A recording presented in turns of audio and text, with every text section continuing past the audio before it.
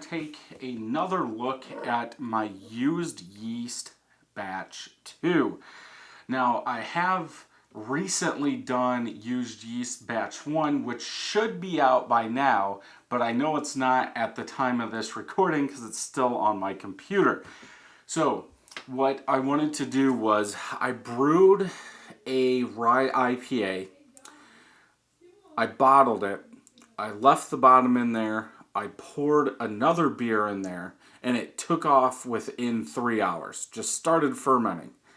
Then I drew that batch off when it was done, and I made another batch, poured it in there, and I would say it was over 24 hours before I started seeing any signs of fermentation. And I was like, uh-oh, it's probably done. Let it go. 10 days after I brewed it is usually when I bottle my beers.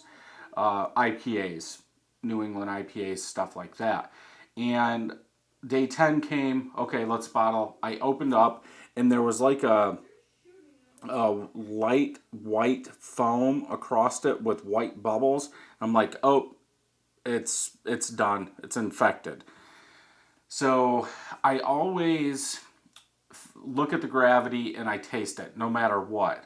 And the gravity checked out and the taste checked out. And I was like, that is weird. I've never had those white bubbles without having an infection before, unless, you know, like if it's a fruit, maybe you would get something like that. So I bottled it and it was good. I'm kicking myself from doing it, from dumping it out. But this is a small batch. For this one, 2 pounds of 2-row, 4 ounces of Cara malt. For the boil, 0.1 ounce of Warrior, first wort hop, 0.25 ounces of Centennial at 10 minutes, 0.25 ounces of Amarillo at flame out. Now this didn't use a dry hop because most of the time when you dry hop it's going to kill the yeast. So you don't want to reuse that. Batch 1 didn't have a dry hop and this one didn't. Now this was bottled on 5/14/2020. So this is January 22nd, 2021. So it is kind of old. And the weird part, this does not have an ABV. So I don't know if I didn't take the reading, but I'll put a card up here, hopefully linking to the first or second tasting. I don't know what tasting I'm on. But yeah, let's get into this and see how this is. 7 carbonation tablets were used. Uh-oh, it's going. Oh, here we go, stirring everything up in there. So 7 carbonation tablets, at least in this. I'm going to stop right there just to see what happens here.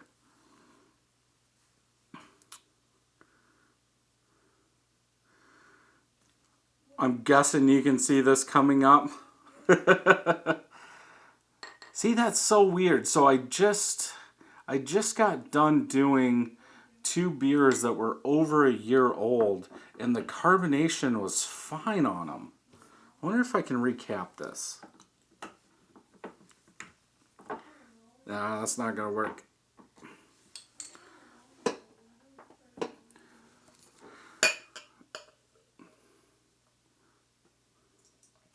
I guess it doesn't want to stop. There.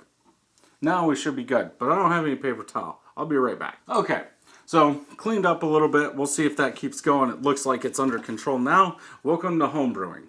If you're just getting started, this probably will happen at some point. I don't know. I probably made 125 batches in the last 2 years. And some of them have done this. Most of them haven't. Some of them will be undercarb. Some of them will be carbed right. And a couple of them, which I would say this is overcarbed. And what happens once it overcarbs, so that tells me there's a lot of sugar in there that the yeast kept eating. So probably this finished lower than what it should. Beersmith does not put what the ABV should be on here, so I'm not sure what it was, but it would just tell me there's extra yeast in there and it kept on eating, so we have an overcarb beer. And when it does that, you take the cap off, it starts going down to the bottom and coming up and just rotating all that stuff in there. So because this trub was getting pretty big, there's going to be a lot of crap in here. I can see stuff floating in there. But let's go ahead and see what we get. Kind of a tannish colored head. I'm sure it's because all that stuff in there. I can see hop particles and whatever else is in there, but mainly hop leaves in there. Starting to get some peaks and valleys in there. From that pour, a little over 2 fingers of head. Orange in color, very, very hazy, but it's going to be overcarbed. If anything, I would say that looks like a Maris Otter malt, or it's oxidized. And with what I use, I'm guessing not, because it does pretty much match what the color is on the Beersmith cup. If you use Beersmith, it kind of shows you a profile of what the beer should look like, and that is pretty close. So let's go ahead and smell.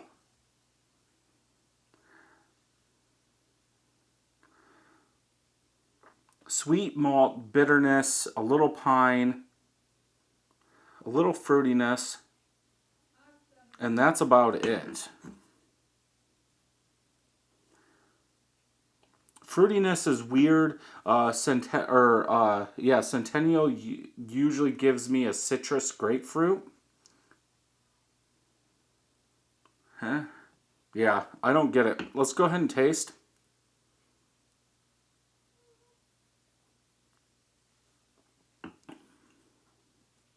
Ooh, yuck. That's not good.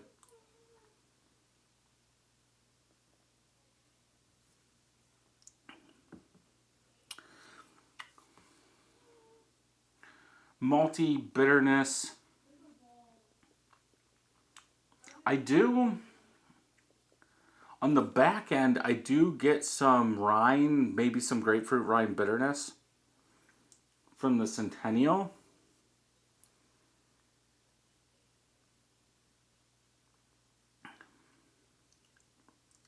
I don't like the malt taste. Goes away pretty quick though. I guess I shouldn't have said it's not good when I'm sitting here and I keep drinking it. I think it's okay. Maybe there's just something in there. Yeah, malty sweetness, not as big now. Maybe a touch of orange, grapefruit, citrus. A little bit of bitterness. The bitterness does seem like it's building a little bit more in the back, but it goes away pretty quick.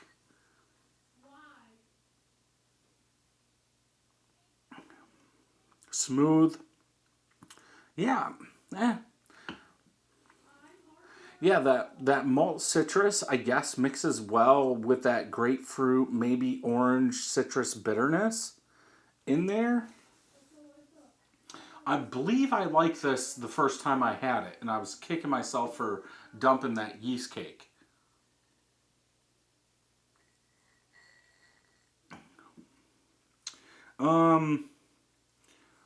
Bitterness doesn't seem too high from this. It's 40 per Beersmith per the calculations, so that's probably about right. But I think it's probably died a little bit, and that Centennial's taken over some, at least in my opinion.